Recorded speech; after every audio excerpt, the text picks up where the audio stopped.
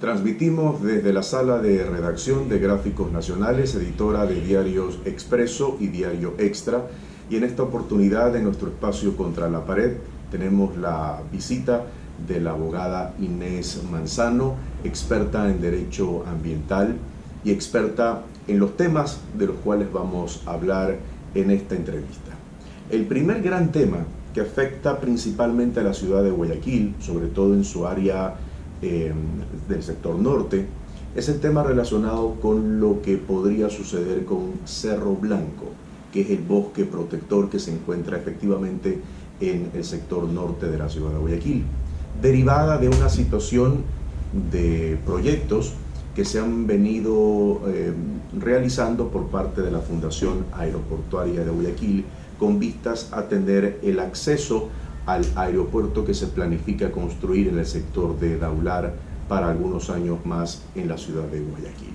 La afectación podría ser importante y desde el tema ambiental vamos a analizarlo. Inés, muchas gracias por acompañarnos. La primera entrevista en este caso y la primera pregunta que hemos venido haciendo es: ¿habría alguna afectación al bosque protector Cerro Blanco por estas nuevas medidas o el proyecto que se espera concretar dentro de algunos años? Bienvenida. Bueno, gracias por la invitación. Y mira, sí hay dos inmediatas y hay consecuencias de esas inmediatas. Una es a la biodiversidad, que no les quepa la menor duda que va a haberla. Y por el otro lado es a la afectación a las personas que viven alrededor. El impacto, las vibraciones de una explosión, si es que quieren poner la carretera por debajo del cerro. Y en el tema de la biodiversidad se decanta otra que después va a ser el tema del tráfico ilegal de especies silvestres, que al final del día es el cuarto delito a nivel mundial, después de narcotráfico, armas y trata de blancas. El cuarto es tráfico de especies silvestres. Y hay que también mirar lo que ha pasado, digamos, en otras partes de la ciudad de Guayaquil cuando hubo ese problema de pasar una carretera para conectar la vía Daule, y ahí hubo quejas de los moradores, temas de invasiones que van a suceder, y obviamente la fauna del lugar, que ya de por sí está estrangulada, porque hay que comprender que el Cerro Blanco y todo lo que está alrededor es un bosque seco que tiene una fauna que tenía una migración hacia donde está el estero salado. En el momento en que hiciste la carretera que conocemos vía la costa, cortaste esta interacción entre dos ecosistemas y no hiciste estos pasos elevados o pasos subterráneos para estas especies, porque existe, ¿no?, la necesidad de llegar hasta un punto de agua. Entonces ahora tú le agregas otra cosa más, lo que estás haciendo es poniendo en mayor riesgo y estrés a esa fauna nuestra, y es donde está la cuna y donde están los últimos vestigios del papagayo de Guayaquil, que es una especie endémica de Guayaquil. Hay muchas especies que son importantes que están ahí. Sí. Ahora, este es un tema del cual tuvimos conocimiento por muchos visitantes asiduos al bosque protector, quienes reportaron en su momento que habían escuchado ciertas detonaciones pequeñas, por cierto, y tema que fue corroborado posteriormente por la Autoridad Aeroportuaria de Guayaquil, derivado de un proyecto y de una autorización del Ministerio de Ambiente. Ahora, la primera pregunta derivada de este antecedente es: por más pequeña que sea la detonación en un bosque protector como este, ¿hay consecuencias? ¿Hay resultados? Sí, claro, los hay. La fauna silvestre es muy sensible. No sé si han visto en los últimos acontecimientos de Australia o cuando hay terremotos. La fauna es la primera que tiene la sensibilidad de migrar, de irse. Y ahí es cuando uno se da cuenta que algo está por suceder o está sucediendo.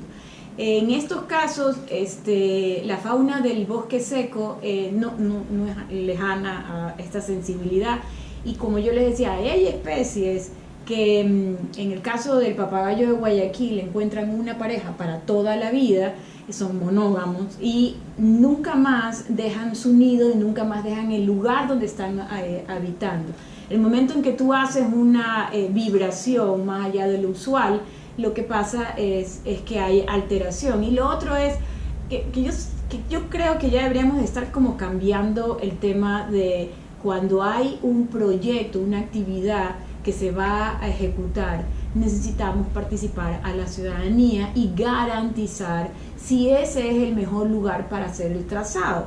Cuando hubo el OCP, el famoso oleoducto de crudos pesados, en esa época yo trabajaba en el Ministerio del Ambiente y era la subsecretaria de Calidad Ambiental, y yo me acuerdo que nosotros tuvimos que reunirnos con todos los municipios por donde pasaba el trazado del OCP y con obviamente el Ministerio en esa época se llamaba de Hidrocarburos, y nos sentábamos a decir a ver cuál es el mejor lugar para pasarlo, el que está más poblado o el que no está poblado. Lo recuerdo perfectamente porque generó mucha controversia. Mucha controversia. Entonces, por ejemplo, querían hacer un trazado por unos lugares prístinos donde habían las últimas reservas del oso de anteojos del Ecuador. Entonces tú decías, pero hay que tener hasta por sentido común, no puedes abrir nuevos caminos sin pensar que va a haber eso significa inmediatamente un cambio de uso de suelo, donde ya no va a haber de protección o zona protegida, como es el área en este momento. Y lo segundo, comienzan las invasiones o comienza el desarrollo inmobiliario. Entonces, Guayaquil no ha demostrado tener una planificación idónea de la mano con, digamos, la conservación. Y tenemos que comenzar a pensar que nuestra ciudad se merece estos espacios donde conservamos y hacemos un balance en el ecosistema, y este lugar tiene que ser tratado con pinzas, porque encima todo lo que es hasta el kilómetro 40 es de expansión urbana, salvo estas partes de los cerros que están protegidas. Entonces ahí es cuando nos ponemos a ver, o sea, es necesario que tal vez si haces una curva y proteges estas áreas protegidas, no será la mejor vía de demostrar que tienes que tener este balance en esa planificación o gestión. Ahora, desde el punto de vista constitucional, sociabilizar estos proyectos es mandatorio. Eso como antecedente primario de este tema. Y el segundo tema es la menor afectación que se podría dar, y dicho por autoridades de la Fundación Aeroportuaria, es que dentro del proyecto están planificando hacer túneles, y en el momento en que se hacen túneles, el impacto podría ser mucho menor a hacer una carretera o que atraviese efectivamente el cerro. ¿Esto es así o no?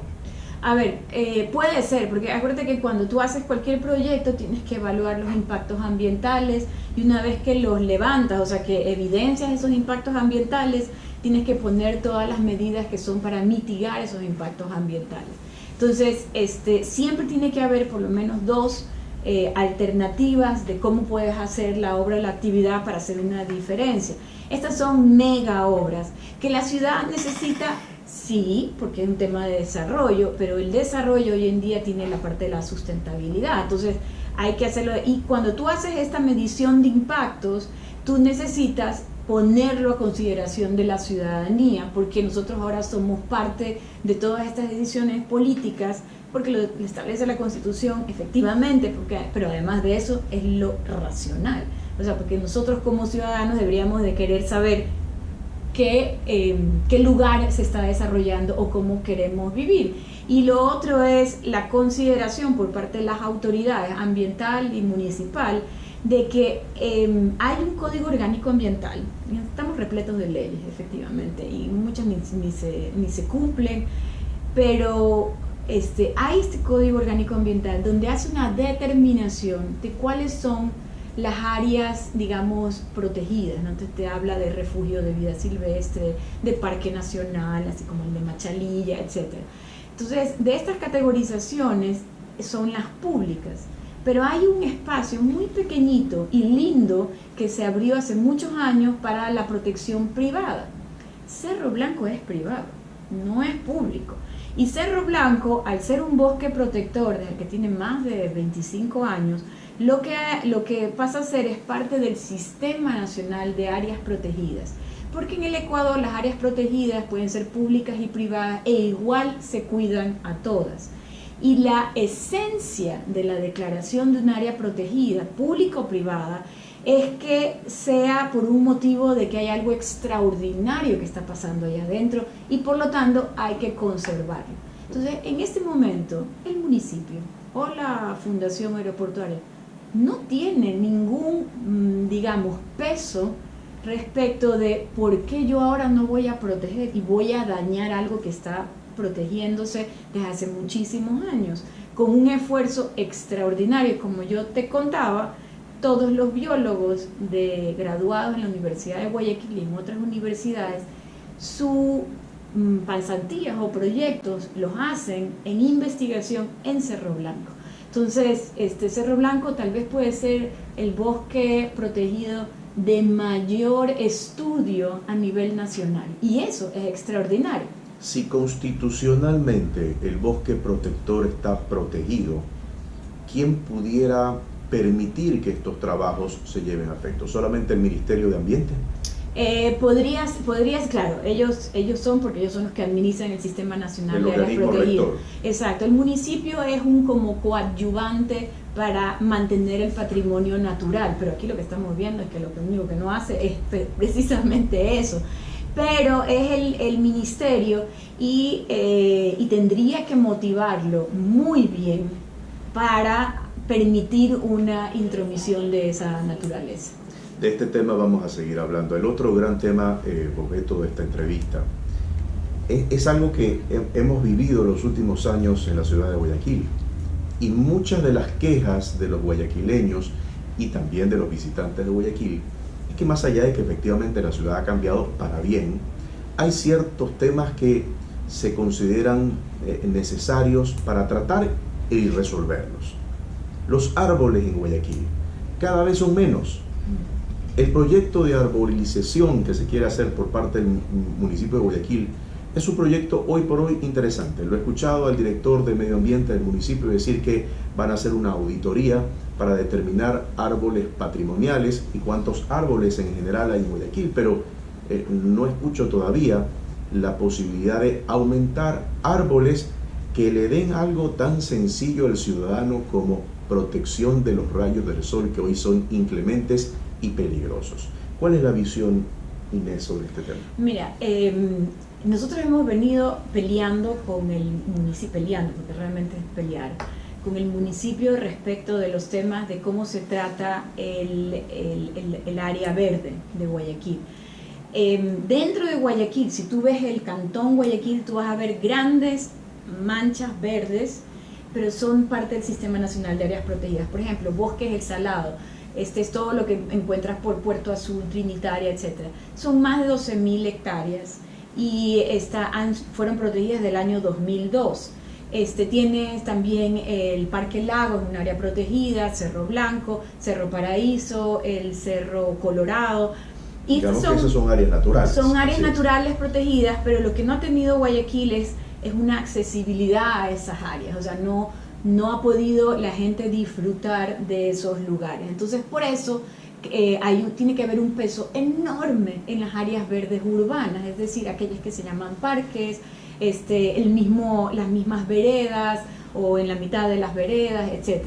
Hay una ordenanza y hay también el COTAT, que es el Código Orgánico para los GATS, te habla de que tienes que dejar un porcentaje para áreas verdes, y lo que ha pasado usualmente es que el municipio ha aceptado que ese porcentaje de áreas verdes sea poniendo palmeras en la mitad del parterre, pero no es ese el sentido, sino el de verdad dar un lugar de esparcimiento. El ser humano no es solo trabajo y comida, sino trabajo, comida, familia y esparcimiento. Entonces, creo que ahí ha habido como que una tarea pendiente. Ahora, el registro patrimonial de árboles, por ejemplo, la ciudad de Quito lo hizo hace más de 20 años extraordinariamente, y protegen cosas como palmas reales preciosas que existen. Nosotros no tenemos palmas reales en Guayaquil, pero tenemos otro tipo de flora. Entonces, sí vale la pena comenzar a hacerlo. Lamentablemente hemos perdido tal vez 20 años de no hacerlo, y lo que hizo León Febres Cordero como alcalde fue el inicio. Acuérdate que comenzó a hacer en Malecón 2000 a tener toda esta, digamos, flora que pertenece a Guayaquil. Y de ahí yo tuve la oportunidad de hablar con la alcalde de Guayaquil, con Cintia, hace como tal vez unos 8 días. Y ella misma, y esto es lo que me gusta, porque es el liderazgo el que motiva a que haya este cambio. Y ella misma me dijo, mírate que cuando ella llegó ahí donde está la fragua de Vulcano, hay un árbol y se lo habían podado y le dejaron 2 hojas, pero 2 literales, porque me enseñó hasta la foto. Entonces ella está preocupada porque dice, nosotros no tenemos suficientes, suficientes árboles para la sombra. Y yo le enseñé una foto, que todavía la tengo, la guardo con mucho cariño, una foto caminando yo en la Universidad Estatal, en la vereda, y yo veía a la gente esperando el bus en la sombra que da no un árbol, sino el poste de luz. Entonces, entonces la gente estaba de ladito, claro, en la sombra. Estaba haciendo la fila, siguiendo la sombra. Siguiendo la sombra. Y eso debería de impactarnos porque, claro, los que tenemos el privilegio de poder tener un carro para movilizarnos, tal vez no nos damos cuenta, porque a mí me gusta caminar, si me doy cuenta. Y la masa en Guayaquil, la mayor cantidad de guayaquileños caminan por el centro. Entonces les hemos quitado ya la forma de la arquitectura. Acuérdate cómo era antes la arquitectura de Guayaquil. Tenías obviamente un techo mientras caminabas, y eso lo puedes encontrar en algunos sectores. En muchos sectores tenemos que agradecer a los soportales, que son los que nos dan y para la lluvia, claro, y para el sol. Así es. Entonces perdimos la arquitectura porque no hay un control sobre cómo se debe entender el clima donde tú estás construyendo. Y lo segundo, perdimos todos los árboles, todos aquellos árboles que nos están dando nuestra sombra, la hemos perdido. Entonces volver a la arborización es idóneo. Y una de las cosas que me decía el alcalde es que quiero capturar la humedad. Entonces digo, la única manera de capturar la humedad es sembrando un árbol. Y es una manera, le digo, barata, idónea y de largo aliento. Pero un buen árbol para Claro, sí, exacto, nativo sobre todo. Claro. Tiene que ser nativo, por ejemplo. Pero lo que muchos se quejan es, ya no más palmera, la palmera no me cubre, no me da sombra. No te da sombra. La palmera no es la palmera típica de Guayaquil. Por ejemplo, cuando tú vas al oriente sí ves palma, porque es un tipo especial de palma. Ves la chonta, es un tipo especial, pero aquí en Guayaquil podríamos tener hay lugares, ¿no? Aquel lugar donde Guayaquil es más propenso al bosque seco, deberíamos de tener, por ejemplo, nuestro amado Guayacán. Otros lugares donde hay más sabana, por ejemplo, como en la parte de Samanes, debería de ser más Samanes. Y tenemos que volver a rescatar y entender por qué le llamábamos a nuestras ciudadelas con nombres de árboles. En Samanes porque habían Samanes, en Guayacanes porque había Guayacanes. El Guasmo porque había el árbol de Guasmo. Vaya a ver si ahora encuentro un árbol de Guasmo en el Guasmo. Entonces hemos perdido esa esencia tan bonita que es la de los ecuatorianos, los sauces, etcétera, y hay que volverlo a rescatar y conformar la ciudad de acuerdo también a estos árboles. Efectivamente hay árboles que levantan por sus raíces el cemento o el asfalto, pues tenemos que organizarnos mejor y planificar mejor, pero la vida con árboles es una vida una vida que nos merecemos, es una vida de bienestar. Muchísimas gracias, Inés, por acompañarnos en Contra la Pared de la abogada Inés Manzano. Hemos transmitido el programa Contra la Pared desde Gráficos Nacionales, su sala de redacción en los diarios Expreso y Extra. Muchas gracias.